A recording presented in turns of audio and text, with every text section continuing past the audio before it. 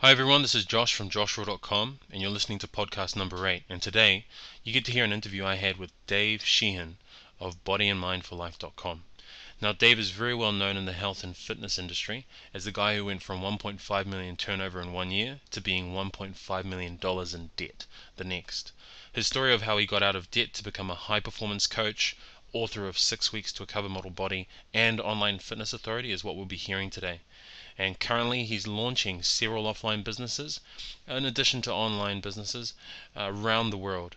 He's co-authored a book with Joe Vitale and others who've worked on The Secret, so you're going to want to take notes as Dave breaks down what helped him to do that.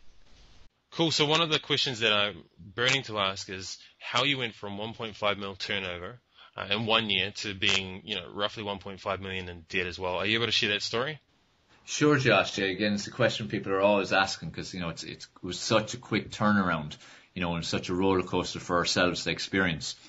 So basically, I started in the fitness industry 16 years ago or so, and basically went from being a personal trainer to open up a facility, just like a small one in a house with a few small bits of equipment, to eventually having a fitness chain. So I had 5 different fitness centers for kids exercise, ladies exercise, personal training, normal gyms, boot camps, all kinds of stuff. And it went from just me doing a bit of personal training in people's houses to within a few years I had these facilities and up to 50 plus staff, including freelancers, part-time, full-time and so on. So, we were really riding the crest of the wave and things were really expanding, and I was getting approached by people all over for all kinds of different opportunities, and I always look at getting into various opportunities if they sit well with me, if I feel again it's something I'm interested in. So over the years I had the gyms working away, but I also had different businesses like supplement companies and so on that I'd formed alliances with. And as I said, the opportunities keep coming at you, especially when you're making it, when you're doing well. Everyone wants a piece of you. So we had a great few years there of growth.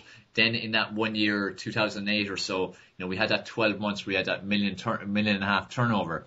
And like in that year, we got to live a lot of our dreams. We got to travel constantly. We went to Los Angeles 4 different times, which would be our favorite place in the world right now anyway. So we'll see when we get to New Zealand.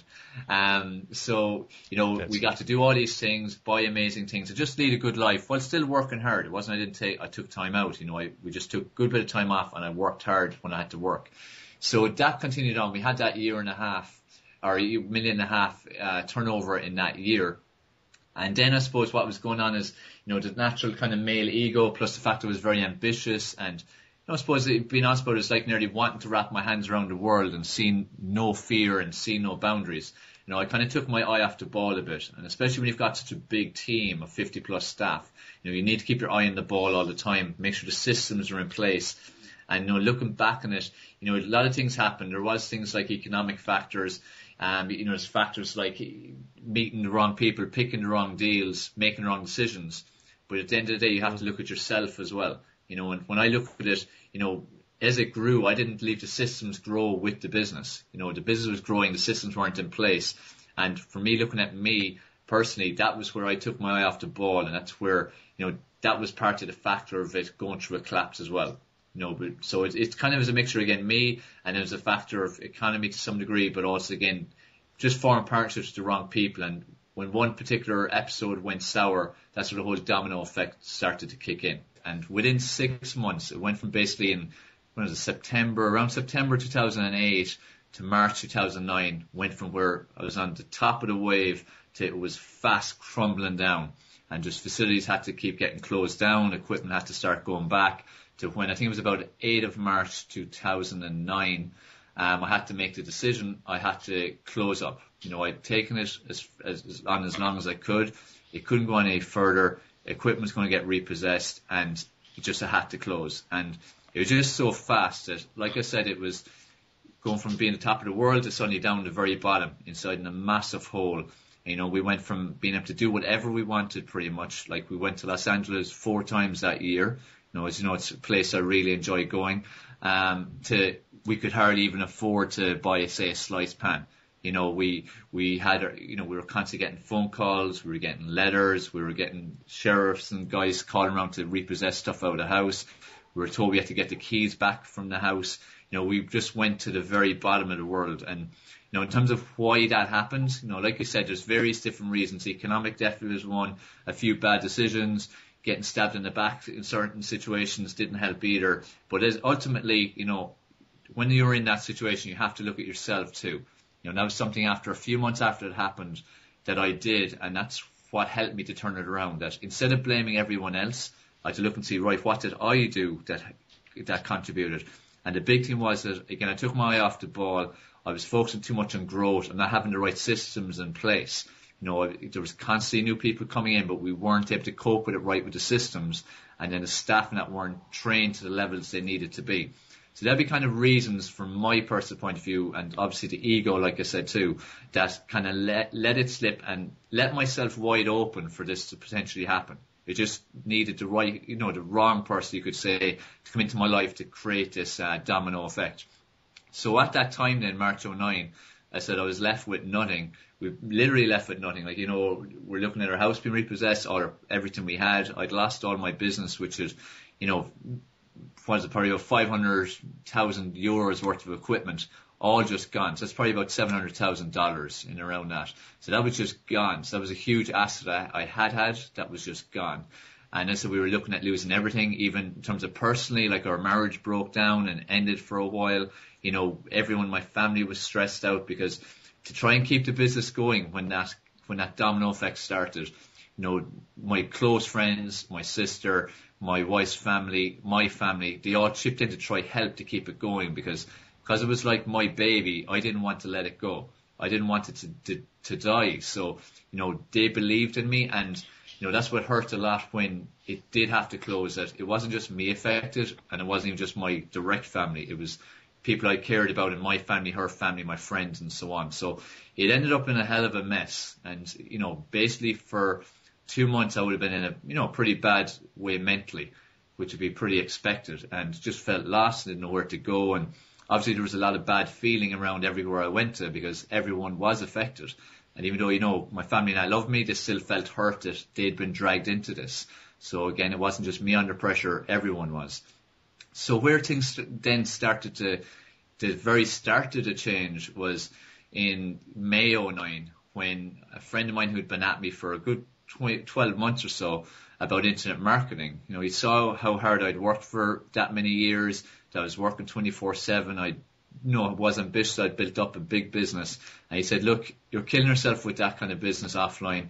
If you go online, you can work way less and you can earn way more and you can touch thousands of more people around the world, because that was always my mission, to help as many people as I could, not just get in great physical shape, but it's the effect of that on your whole life, that when you get in great shape, everything's affected. So he kept at me and at me and at me, and obviously at the time I needed an outlet. So I said, look, no harm taking a look at this.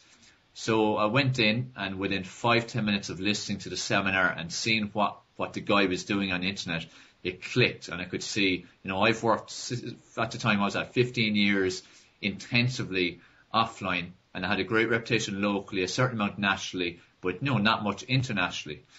Within a few months, I knew I could start making inroads internationally, and obviously that would bring a lot of benefits. So I went to that event, and as I said, within 5-10 minutes, it clicked with me where this could go, and I got that spark of hope. And, this is where, again, when you're in such a hole, it's hard to see a way out, but it's important at the same time to, block out what everyone else is saying to you, and block out all the negativity that's pretty much attacking you from every single angle.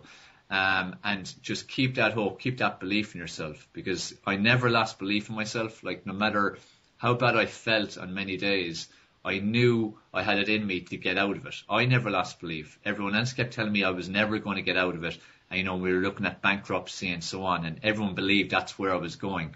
But I never believed it was going to happen. It's like in with our house, as I've said at events before, my attitude was, no matter what was going to happen, I was not going to lose my house. We'd worked so hard to get it, and it was our house, that I would have to be pulled out, chained to the banister if it was ever going to happen. Right. So I was determined, and that was a key thing. You have to be determined that the worst is not going to happen. You've reached a deep, dark place, but you're going to get out of it, because the bottom line is there's opportunities everywhere. It's just you have to keep yourself focused on what you know you can do and your belief. And I hadn't had a successful career at that stage for 15 years for no reason. Obviously I had something to me that I was able to bring to people, and I was able to grow a business. And again, that's kind of a key disadvantage a lot of people have, that if they do one bad thing, they'll focus on the one bad thing versus they could have done 100 good things. It's like even with certain members of my family that now, I would still hear about that in terms of what happened, as opposed to the 15 years before all that I had done well, and even since then what I've done well. So it all depends where you're at mentally, So that's where it's key that you keep belief in yourself and look at the good things you can bring to the table and be open to opportunities. And that's where I was with the internet. And, I basically, Mayo 9, that was my spark of hope. That's where I saw, look, this is something that I can get out of, plus not even just help me get out of it, also grow something internationally, which had always been my ambition anyway. So I started attending a lot of workshops and events, and my friend was helping me through it as well, because he'd been involved for about 6 months at that stage and was doing pretty decent on it. So, the thing with the internet as well is it's not something that happens overnight. You have to put the effort in. And so many people with the internet they'll go so far, they get frustrated, they don't see the money coming in, and they stop. And they're often so close to their breakthrough when they stop. And that's what happens to many people with the internet. Because it is a system, it is doing ABC, and if you do ABC, it's going to happen, but you have to have patience. So, with me, it took, I think it was after about 2.5, 3 months, I made my first sale online, which was just an affiliate product, an affiliate fitness product. And even though it was only about $30, when I came in, we just gone to a beach nearby here at home, come back, and when I came in and I saw that sale on my email, it felt amazing. It may as well have been $1 million, because what it did was it proved it worked. It proved that the system worked, the ABC system. So again, it was a case of me learning, getting involved in the social media to a big degree, video marketing, because what I do, it's important that I get out there and that my education gets out there in terms of how to do exercise, how to eat correctly, sleep, the mindset, the whole lot. So over that, that year, and especially I suppose it's just over 2 years at this stage, I've studied the internet intensively, I've implemented a lot of strategies, and it's gradually built and built and built. And from the online perspective, I'd have a lot of various online revenue streams. I'd have my own team online now as well, in terms of like VAs, graphic designers, developers, because we do some work on building sites for people too. So I have a lot of online presence. Also, something that happened as a result of what was going on online was, the whole ebooks. So getting to write an ebook. So, I did my first ebook, started selling it, but what that stimulated in me, which is something I'd always wanted to do, was to write an actual book, so a physical book. And I had a book in my head for 15 years or so, but I'd never done it. So because I had the ebook, the next stage I saw was let's write a book. And that's where in November 2010, I published 6 Weeks to Cover Model Body. And that was a huge thing for me, because, I'd always want to have a physical book. And for anyone out there that hasn't got a book yet, one, you have a book in you. Everyone does, because everyone's got great experiences and great knowledge. But to hold your own personal book in your hands is a truly amazing feeling. Like, it really is. And like, I coach people on writing books now, and every time they get to the point where their book arrives, they feel just totally amazing. It's a huge achievement. So that was a big thing for me to achieve. And, from there again, that opened up doors of me. We now run boot camps, offline boot camps, that is, where we take people through the program. It's like a 6-week program. So we take them through the program, and where that started, which is, is an interesting kind of story, is I decided, hey, what's the best way of marketing a book or any product? And it's always testimonials. So I said, look, I'll contact, 10 of my ex-clients I used to train one-to-one as a personal trainer, and I'll offer them a good deal, and I'll put them through the 6 weeks, training them every single day, give them support, they get a copy of the book, and so on.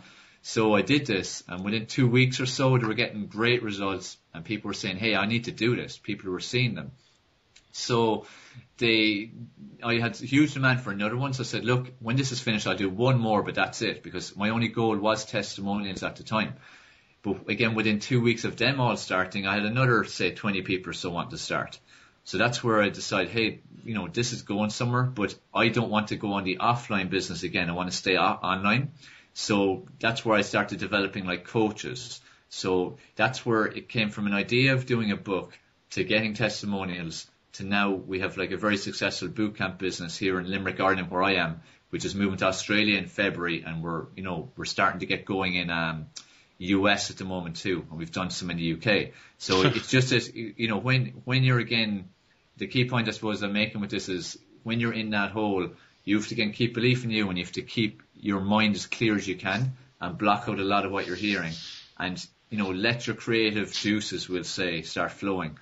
Because once you get one little idea, it'll lead to another. It's like in my book, got online, started doing an ebook, which is the natural progression. Then that stimulated me to do an actual book, then get testimonials, and now that's turned into a pretty successful offline boot camp business, which is going international. So it's just, leave yourself clear to get those decisions, because when you're in a hole, it's very hard to get some clarity. It's very hard to uncloud your mind, and it's crucial that you do, because as I said, you don't know where it's going to go to. So that'd be a big income stream for us at the moment, and it's something that's helping again. Obviously, we're getting hundreds of testimonials every few months, to really showing the program works. Yep. And another stage of where that went is, I'm not sure if I'd mentioned this to you when I met you, but it's like I've always wanted to again do like the whole P90X, that people know of P90X and Insanity, which are massive home workout programs in the US.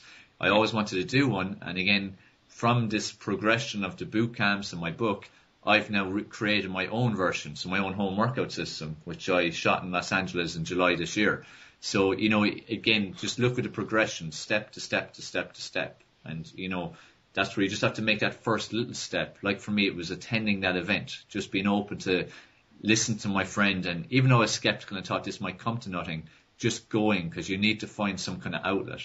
So, where I'll be at right now, 2.5 years after getting into that hole of $1.5 million debt, we're well and truly on the way out. There's a lot of light at the end of the tunnel now. We're expecting, like you said in the intro, in the next few months to have cleared all that debt and have all those monkeys off our back, as I say. And basically, in getting that stage where I was able to pay that back, obviously I've created a situation where that ongoing monthly recurring incomes, that then becomes ours. So there's kind of two things happening there. It's one, it's clearing the debt and getting rid of the pressure, but at the exact same time, setting ourselves up to having a really nice income once that's done. And the beauty of it is that most of it's automated.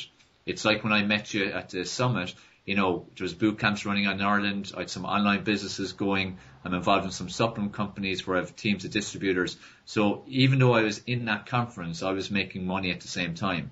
And that's the beauty of having an online business, especially, that, you can have things automated and you can truly, earn money while you sleep. And, that's why I'm always encouraging businesses that are, if they are totally offline, to at least get an online presence.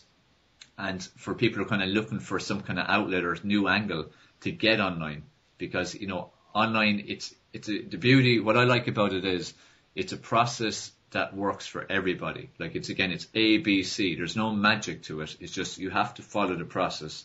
You have to have patience and you have to stick with it. And again, like I said, you have to have belief in yourself too. So once you've got those ingredients, you're going to have success. And once you get that first little bit of success, it's a case of just growing it and duplicating your efforts and adding new strategies and new tools, and you're going to continue to grow. Right. So that'd be kind of, it's the kind of process that I've had from where I was at the top of the wave to getting right to the bottom of the floor to now we're getting well and truly back out of it again. It's kind of our process.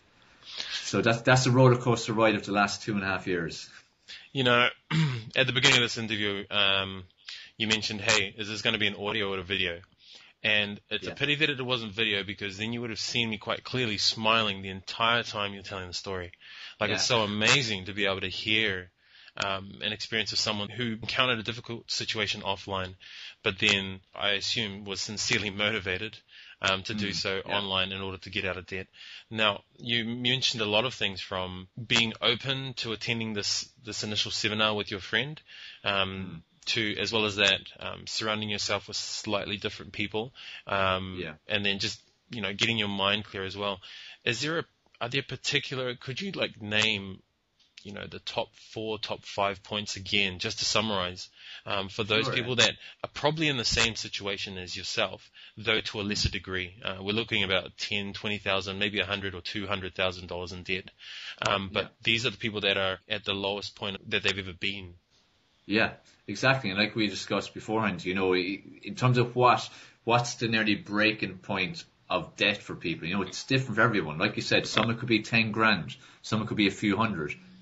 For me, again, I got to that stage of 1.5 million. Whether that was the end breaking point or not is another story. But, that was where I was at. So no matter what situation you're in, it could be that you're currently in debt, or everyone has a fear of debt anyway. So when you're in that position, there's key things that I feel you need to do. Like I've said a lot about the mindset. So in terms of being more clear on that, you need to get a very clear goal and a clear vision of where you want to go.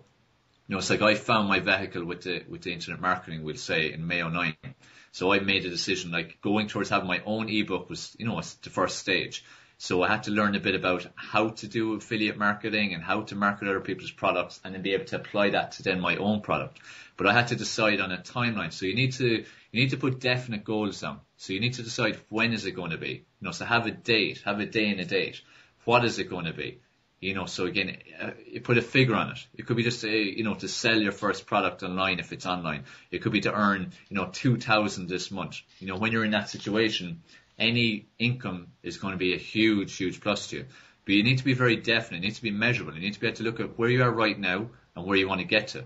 But what is that time frame? There's no point saying, I'm going to get out of this, or I'm going to become wealthy again, or I'm going to become debt free. Now, it doesn't really mean anything. You have to have very definite figures, very definite timelines, and very definite commitments. So that's something that's really key. So create that vision, have a vision, and make very definite goals around that vision. And just as well to touch on that, what's important is, I think it's really, really important for everyone to do daily mindset training. I don't care if it's for your personal life, your physical life, professional, whatever it is. But especially when you're in that hole, remember, majority of people, unfortunately, are negative. And that's all over the world. So you're constantly hearing negativity all the time. And especially when you're in that hole, you're going to hear it even more, because people around you are panicking. They're fearful for you. They're fearful for them. So, there's a lot of negativity around.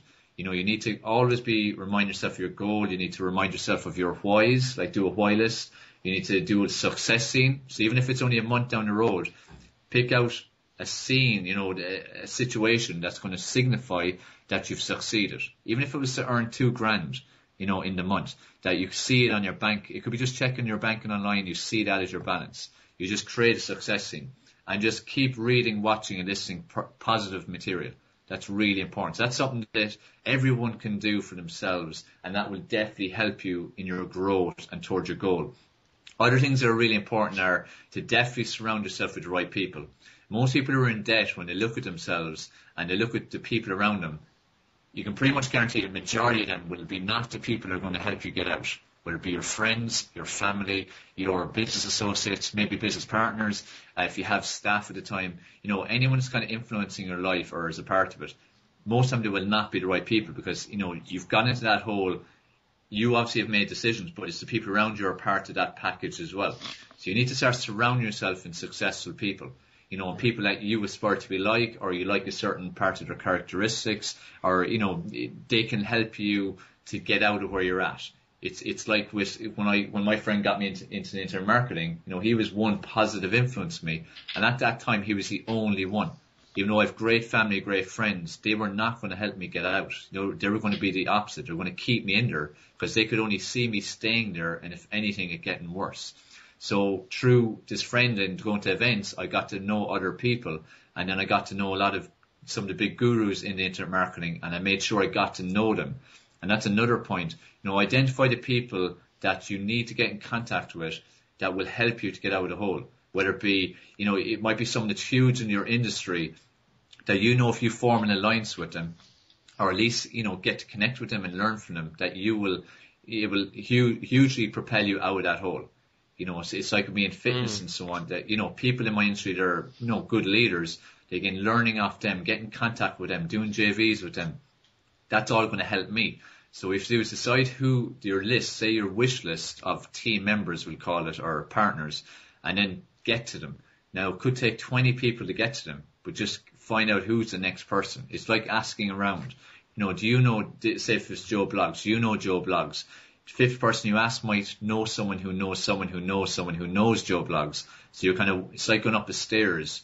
You get step to step to step till you eventually get to that person. Right. It's like if someone wants to coach someone famous, we'll say, everyone can get to coach someone famous in whatever business they do, but you have to take certain steps to get to them. You can't just go up to the famous person and go, hey, I'm Dave, I want to train you, I'm the best ever. They're not going to listen to you. But if you're recommended to them by someone that's close to them, then they will go to you. But you have to take the steps along the way. Okay, so that's something that's really important, because there's certain people that will help, by having alliances with them will help to really pull you out. Okay, so that's something that's really important. Another thing that's a important thing to get into is a mastermind. So masterminds are fantastic, because when you're in your own box and you have your own ideas, everyone gets excited about their ideas. But the bottom line is you're not buying your product or your service. Other people are. So with a mastermind, one thing is you're getting a group of people to kind of look at your idea and rip it to shreds or tell you it's the best thing ever. But at least you're getting people who are unbiased to look at it as consumers and advise you properly on it. Plus, again, you're getting great ideas off them, and also you have a bunch of people. The way a mastermind should work is it's a team, basically. So everyone's trying to help each other. So if you have something that's worth getting out to the world or to a certain group of people, they're your team, they're your affiliates, they're the people who will get out and get that word out. So they'll help to get your message out to people. So again, you've got the advisory section, and you've got the fact that they can help you promote, get it out, start getting sales. So a mastermind is something that's really, really powerful and really important. Now, a lot of time with a mastermind, a lot of people, when they hear mastermind, will often think of, say, the big guns and all the people who are really making it, and they've got their masterminds, because that's typically what you hear about. Your mastermind could just be with, say again, if you got online and you met a few people who were just starting to get online, but they were really passionate and they're really determined, and you could relate to them. It's like me with my friend that time and some people we met at events. We became brainstormers together. We had our own little mastermind. So you just mastermind with like-minded people. That's the key thing. Who are genuinely interested in you and you succeeding, and also again they're going the same path as you. Versus again, if you take the people you're typically around and they're all really, really negative, that's only going to bring you down. So create your vision. Be very clear on your vision. Have a goal statement. Have your why list. Have your success scene. Read that every single day, morning and evening. Because again, when you're going to bed, if you read that material before bed, that's going to affect your dreams. Because what you're thinking of before bed is what typically you dream about. Like if you think about if you're stressed about exams or just stress in general, your dreams usually torture. You're waking up all the time. It's not restful. Yeah. Whereas if you feed your mind the right stuff before sleep, that's typically what you're going to start dreaming about, and then you're starting to live the dream. So it becomes very real, feels very real. So that's important to do. I said everyone can do that. It's up to the person themselves to do that. Action steps then in terms of going, taking massive action is, as I said, to identify the people you want to connect with and get to them. However long and however many people you have to go through to get to them, and form a mastermind. It could be two of you. Like one of my early masterminds was two people.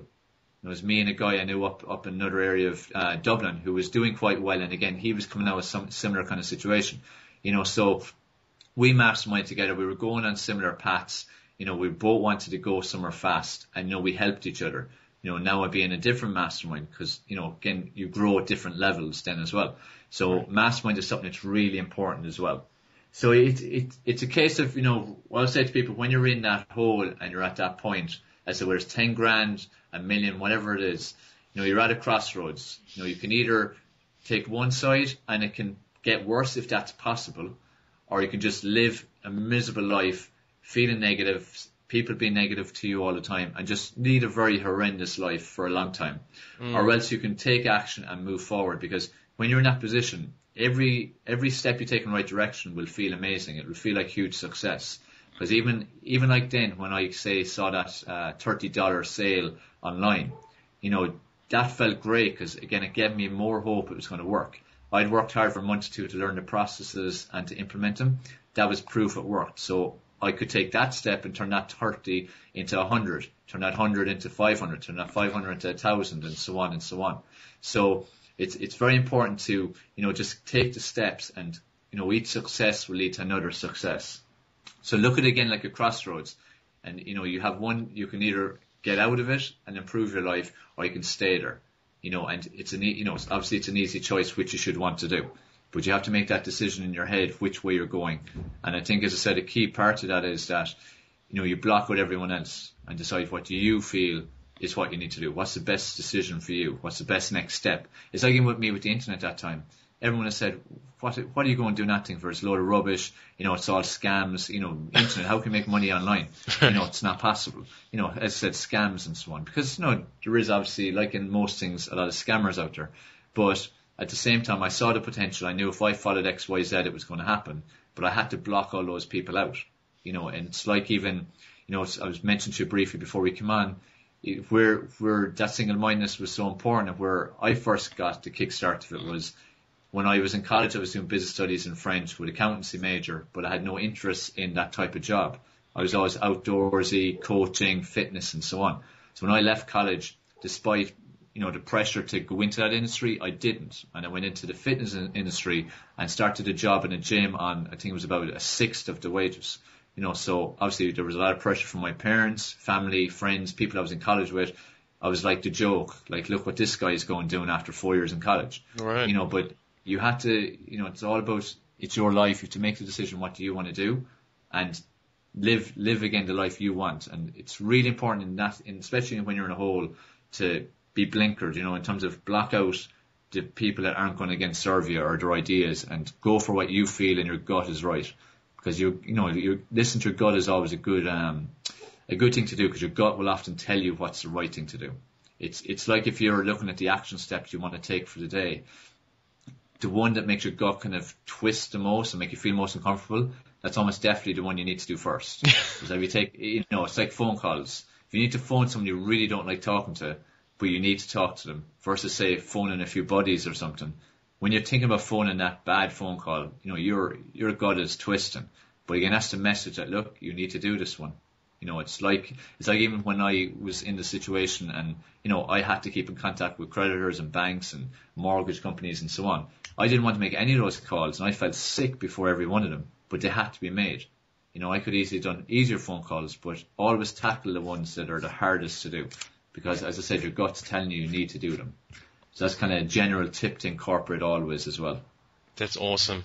Now, for many people, possibly yourself included, Dave, they may not realize that I've also spent a fair amount of time in the personal fitness space as well. But people in the fitness industry can almost relate it to the analogy of having that sick to your stomach, weak emotion that hits you before you have to do a superset. And then as soon as you do that and you get it out of the way, you're just hugely elated because you've been able to get it out of the way. And you also have, the knowledge in the back of your mind that this is something that has come with great pain, but will ultimately have greater reward long term as opposed to short. So exactly.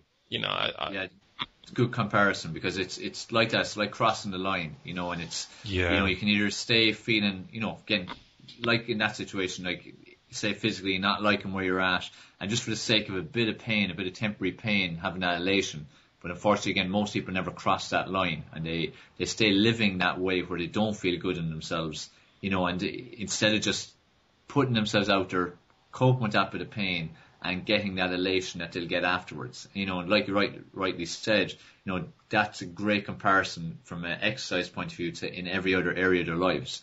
And it's just, again, key, you just cross the line, because so many people, like I said, even with the breakthrough in any kind of business, internet or otherwise, people go so far, put in so much effort, and then they're just about to make it and they stop. Like, you have to just keep going. Once you believe it's a process that will work, you have to keep plugging away constantly until it works, because it will work. That's the bottom line with it. It will work. Once you've looked into it and you've decided this is for you, you just have to keep going until it works, and once it starts, it will, start steamrolling, and it really succeed. Right. That's the same message I've heard told time and time again in my past interviews. Internet marketers like Corbett Barr, Cameron Johnson. It's just, it consistently comes up that the point of success is always past the moment that you decide to stop. It's like right over there. Yeah. And just pushing through that fear is all you have to do. One of my good colleagues in New Zealand, who's an internet marketer as well, he was in that same space where he would nearly acquire the success he'd been looking for, but he would always stop short and then move on to another website, another niche project. And I said to him, I was meeting him last week, I said, so how many projects did you have? Because he's changed his ways now. He's gotten his house in order, and he's been doing very well in the New Zealand and Australian markets. But I said, so how many websites had you actually started that you never fully implemented?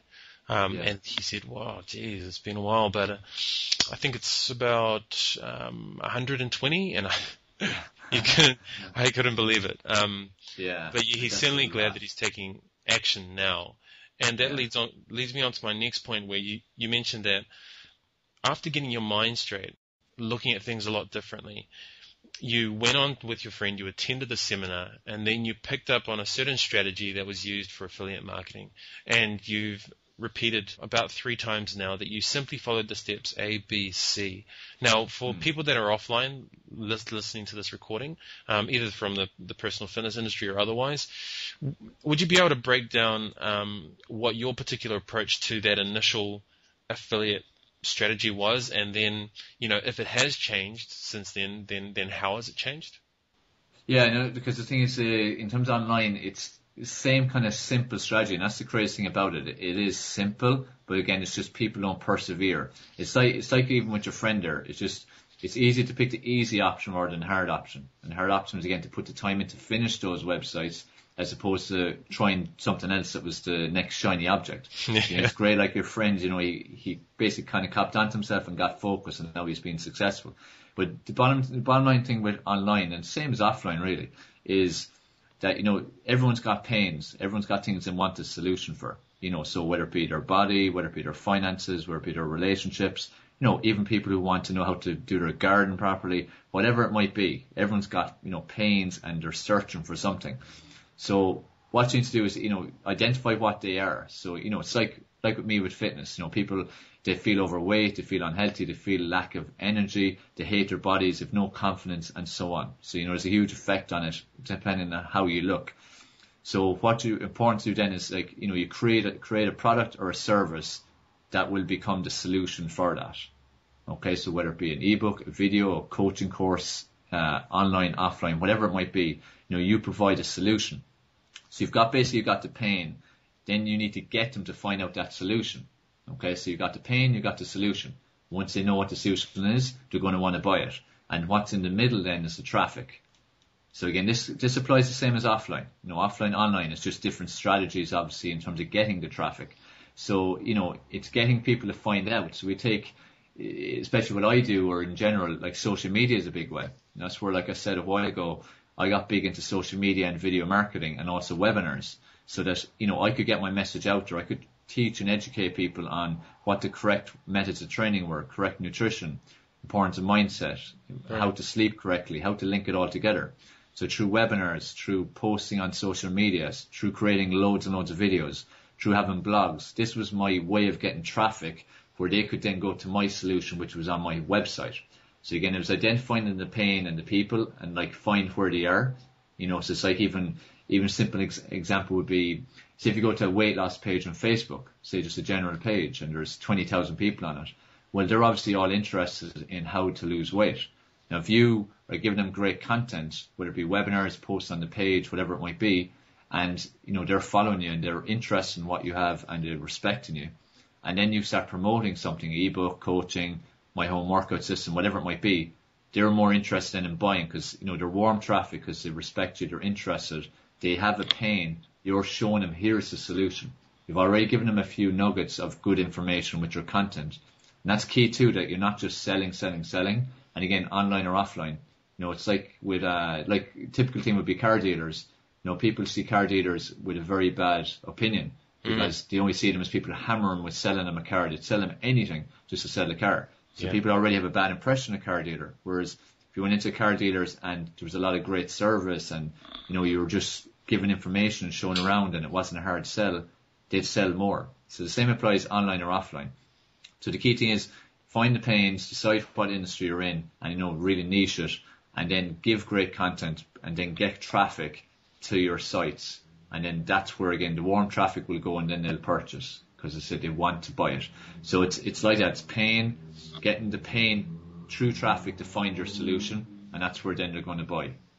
So it sounds simple, but it is. That's what I'm saying. It's the beauty of the internet is there is no one in the world that can't do it. And there's no one in the world that can't be successful, because that is the strategy. Obviously, there's little bits and pieces in between to make it more effective, but that's the basic structure.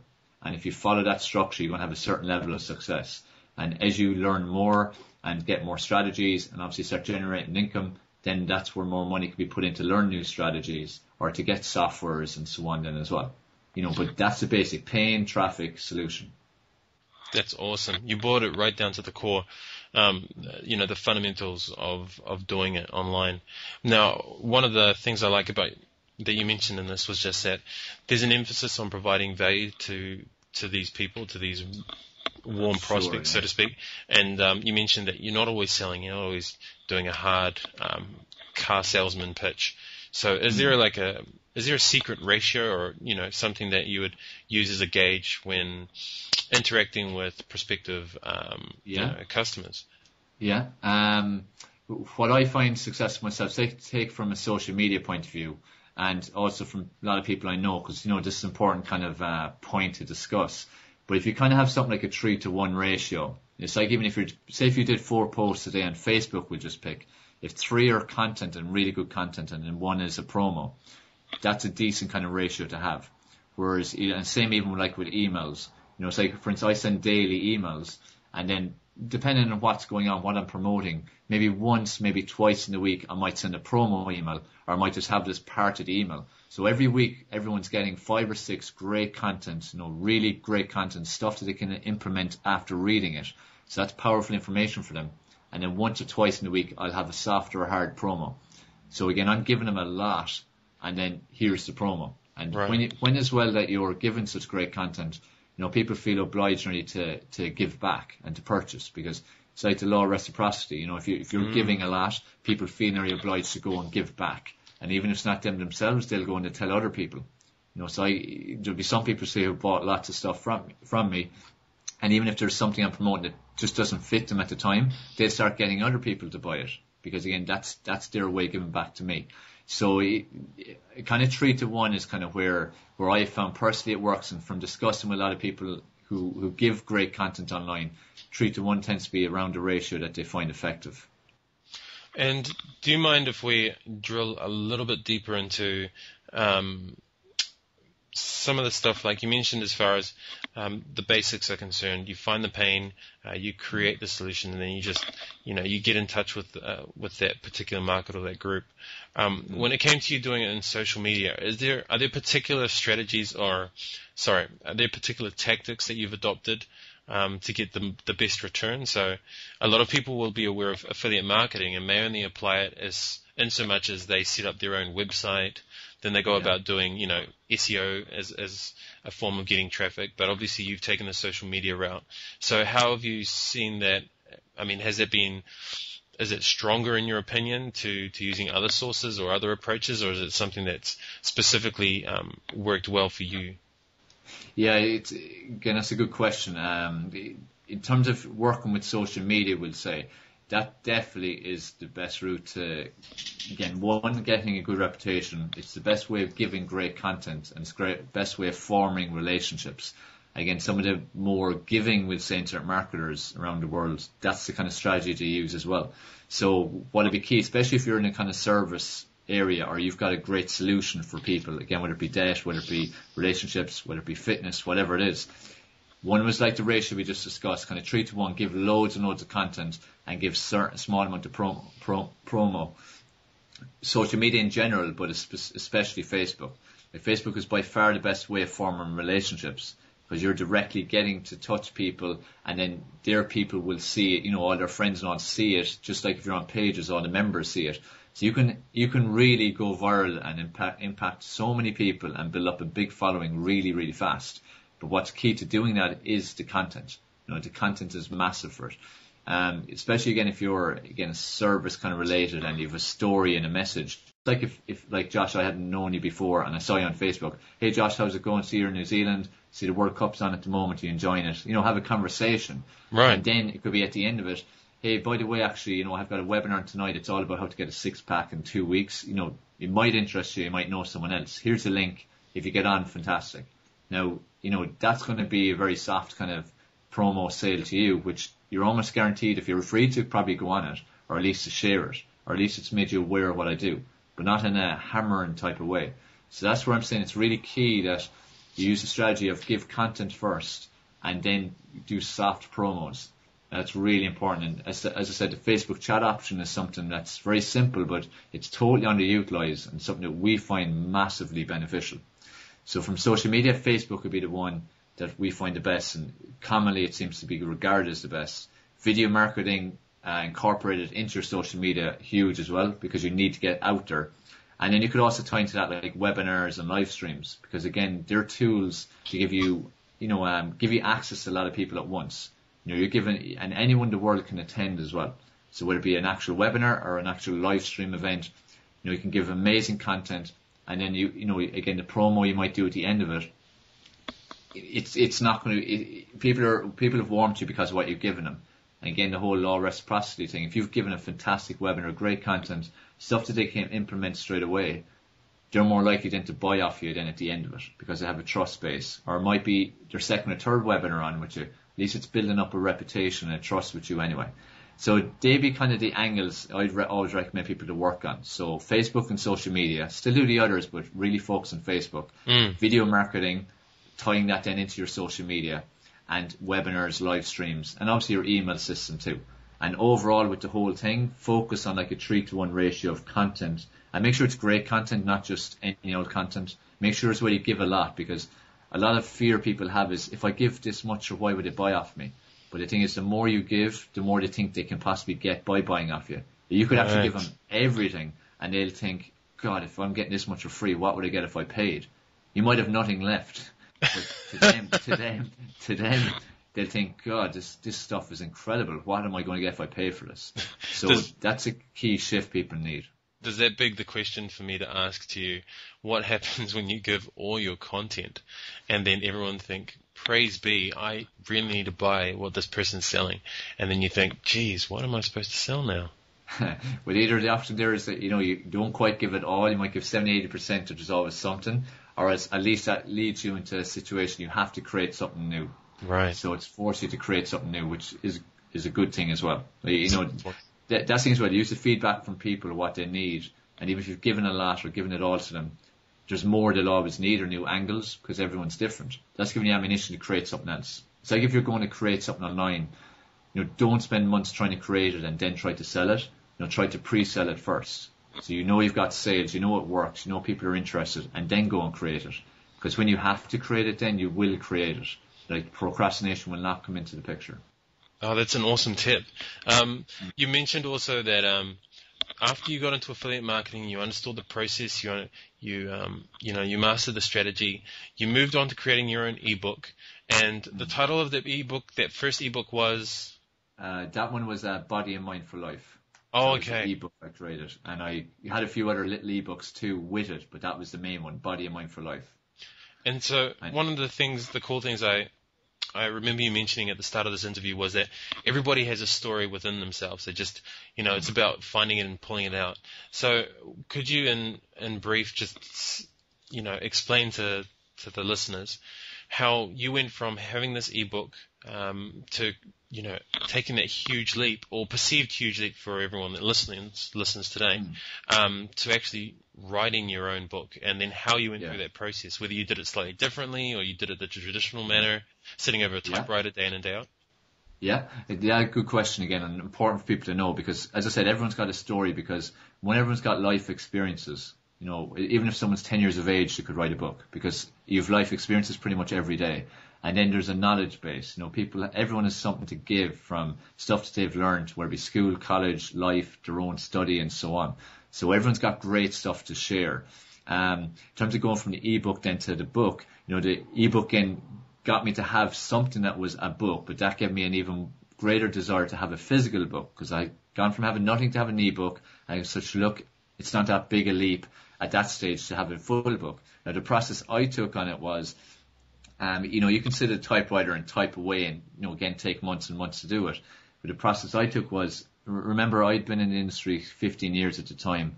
I had a hell of a lot of knowledge built up in my head, and I had a lot of experience and trained hundreds, thousands of clients. So, I had the book in my head. I had to get it out. Now, the thing is, you can always speak faster than you can write. Right. I'm sure many people, when they've written, there'll all be a thought you have, and then you're writing it, and then you forget a bit of it, and it's lost then potentially forever. So what I used, which I feel is a good strategy, is I recorded myself speaking. So like if I had a chapter on, say, the benefits of resistance training, instead of writing it, I spoke it. So I just basically poured it all into a dictaphone and then got it transcribed. And then from that, then I was able to take everything that was coming out of my head at that precise second, so it was literally live talk on that recording to transcribing to then editing that, and that then created a more fine-tuned product. Because like I said, when you type and you're writing, you're going to forget things. So it's like, decide on your what your subject is, write out what the chapters will be, an outline of your chapters, and then make a recording for every one of those chapters. Then get it transcribed, or write it yourself, whatever way you want to do it. Like I got a transcriber to do it. Then you can go into editing phase, and there's your book. Put that together. Another tip actually as well. Remember, the back cover is what opens the book. So when people will always think about it yourself. You go into a bookstore, even a magazine store, you look at the back cover first. If that doesn't captivate you, you don't even open the cover. You don't even look at the cover. Not to mind read the book. So think about what you would like to see on your back cover. You have your bullet points, and that then should be your chapters. Right. Okay, so that'd be your first step. So we take it in steps. So you decide what your back cover will be, your bullet points, what's going to get them to turn that book around and open the front cover. They're your chapters, so just redefine what the chapters will be. Write a few notes on each chapter, stick it on a page, put it up on the wall, and then literally go from each page and make a recording of everything that pours out of your head. Whatever comes into your head in that subject, pour it out. Make the recording. When you've that done, transcribe it, then edit it, then there's your book. Now, I self-published, so I went through a print-on-demand company in the UK. So I just had to put my book together and then send it to them, and then they print it. I can get one copy printed, or I can get 100,000 copies printed. So, you don't have to go through a publisher where they take about 80% of it anyway. When you self-publish, you might have the hassle of you having to send off the books and so on, and you doing all the process. But, when you're starting, you don't want to put a massive investment in until you've got some money back. So print and demand is the way to go. And so you can order one copy, 100, it doesn't matter. And as you start generating the money from the sales, then you can start putting it back in, and then maybe get a publisher on board, or then get a PR company or marketing or whatever it might be. But don't again put yourself in a minus situation before you even sell a copy. Don't put yourself under the pressure, because it's unnecessary these days, and more people are going to self-publishing in the print-on-demand route, because it's not as unusual anymore as it used to be.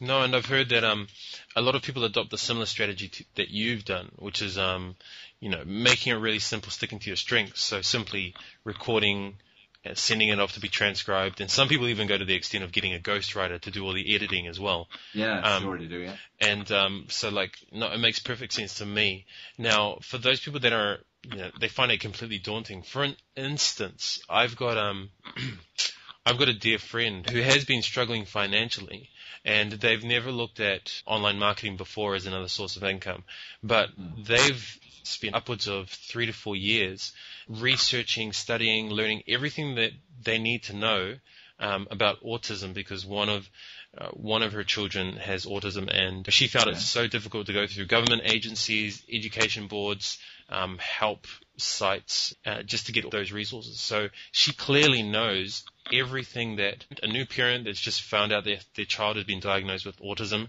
would ever want to know in a time frame that's severely shortened from 4 years. But she would never in her wildest dreams think she could publish a book. So for someone like her, knowing that she could go along this process that you've just mentioned would be huge. And and this thing is, anyone can do that. That's a simple process where it's not going to cost you a lot of money, especially with the print on demand option. It's just purely all you have to do in this process is take action. Like I've taken a number of people now to go from, again, I've seen that they have a great book in them. and I've encouraged them and got them eventually to start taking the first step of like that, right to back cover, to now they've got a book in their hands. And the great thing about the process I've outlined is, again, anyone can do it. So if you want to go the typical route of publishing, you either have a lot of money in your account or you can't do it. With the self-publishing route and using print on demand, anyone can do it. You don't need any money. You just need enough to be able to get that first print. And the thing is, you could pre-sell books anyway. Like I've said already about, pre-sell first, because at least that generates the money. It proves it works. Like I've done that always with any product I've had. I've sold it before it's even ready, whether it's a book or an online product or whatever, because at least it proves it works. It's research and it's generating an income for you to put into like that to get books printed. So you've pretty much got them sold before you even get them. So yeah, for someone like that, which like that's an amazing asset that friend of yours has. Like, she's got a massive solution to a huge pain that's out there. It's just getting that thing in the middle, which is her product, which is her book.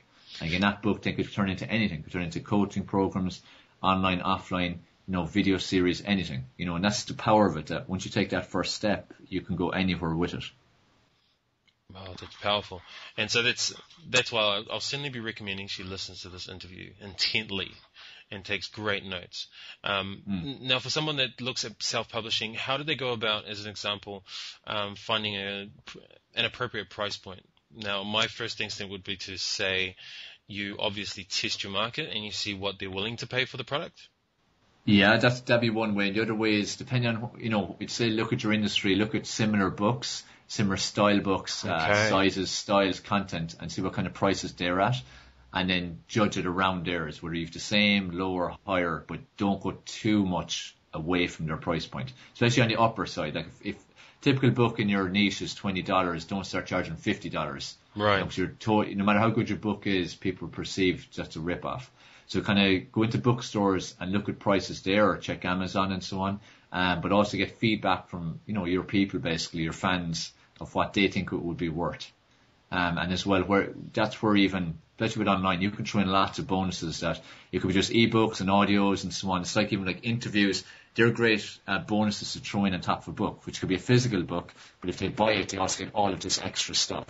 When you self-publish, like that gives you the option to do that, because you don't have a huge outlay initially, so you can add on all kinds of other bundled products on top of it. Right. So that'd be a good thing as well. That's open for people to do as well. No, that's awesome. Now, you explained that once you had your book published, it opened a huge amount of doors. You were able to move into coaching and setting up, seminars as well, and attending live events. Are you able to describe how you made that transition and, any kind of challenges you had? Yeah, from the book. Yeah. The thing with the book is, when you've got a book, it's the best business card you can ever have, because you're at a whole different level. People just have a totally different impression of you when you've got a book. So one thing is, always have it with you, no matter where you are. And if you're going to meetings, say if you've got a folder or, a copy, have the book on it. So, it's like even when I was at the webinar conference, I had my book there with me. It was on the table all the time. I had it there all the time so people could see it. So if you have meetings, if you have interviews, whatever, bring your book with you, because it'll set you aside. So that's one thing. The other thing is, be kind of creative about how to get it out there. Think about what others are doing and try find different ways of doing marketing to what they're doing. Plus, see what's really working for some people and copy it. But this is where it's really important for you to really look at your wish list of who you'd like to be connected with, right, and get connected with them. Because remember, the thing with getting a book out to the masses is you have to get to the right people who have got the masses following them, we'll say. So it's really important for you to get that out there to them. It's like, even an example, I've got in contact with some, big people saying in personal development world, fitness world and so on, and formed some alliances with them. And one of them has actually led to, I've co-authored a book now with some of the people from The Secret. So I can't remember exact names. That Joe Vitale is one of them. So it's co-authored with a book with The Secret called Adventures in Manifesting, which is releasing soon, the next few weeks. But if I hadn't had my book, number one, because you had to be an author to have such an opportunity, but if I hadn't approached and found a way of getting to certain authors, I would never have got that opportunity, because they wouldn't have recommended me to the publishing company for that particular book. So it's really important to get it out to the masses, to really identify those people you need to get in contact with and find every way possible to get to them. So that's a way of getting it out there in a big way. So it's like that I've formed friendships and alliances with, some great people, and that's helped me to get my book out there a lot. Plus, as I said, it's opened up, my mind and ideas from other people, and like the mastermind to, you have a book, what do you do with it? And that's where it's gone into like online coaching, offline coaching, the home workout system, other complementary products, membership sites, there's so many different things that can be the crux of, like the book is the crux of it. But it's getting that done first, because that's your ultimate business card. That's the power it has. That's awesome. To know that you went from having that physical book and then how well it served you in doing that. And so since then you've gone on to be able to take coaching. Again, you've just mentioned that you're looking at opening up an operation in Australia as well. And you said that's launching this year or early next year?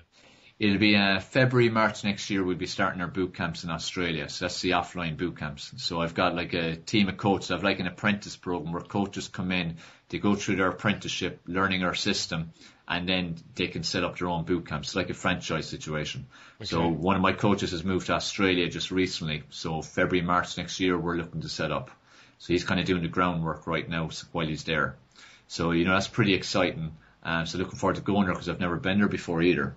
And hooking in New Zealand to it as well. And we have done them in the UK, and we're looking to get them in the US as well early next year too. Well, I can tell you right now, times. When you do get to New Zealand, it will be fantastic, because not only will I be able to see how the system works, but also I'll be able to take you around and show you some of the great things that New Zealand has to offer as well, so that you exactly. Never leave. Great things about New Zealand. Exactly. That's what I've heard from people who've been there.